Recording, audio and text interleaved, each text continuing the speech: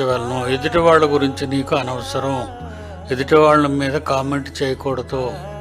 తప్పు చేశారంటే ఎప్పుడు కామెంట్ చేయాలంటే బైబిల్కి భిన్నంగా, బైబిల్ వాక్యానికి భిన్నంగా ఎవరైనా బోధించారు అనుకోండి, ప్రవర్తించారు అనుకోండి, మనం వాళ్ళనే ఎదురు తిరగాలి, బుద్ధి చెప్పాలి.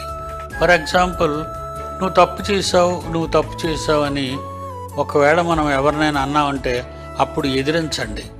ఎలాగా? అందరూ తప్పు చేస్తారు, నువ్వే తప్పు చేసావని మీరు అనడం తప్పు బ్రదరు, అలాగ అనకూడదని ఇలా ఇక్కడ ఎదిరించాలి. వాక్యానికి భిన్నంగా నువ్వు తప్పు చేసావు అన్నాడు. తప్పు చేసినందుకు ప్రజలందరి కొరకు క్రీస్తు చనిపోయారు సిలువలో. తప్పు చేసినందుకే కదా, అందరి కొరకు చనిపోయారు. నీ కొరకు చనిపోయాడు, నా కొరకు చనిపోయాడు.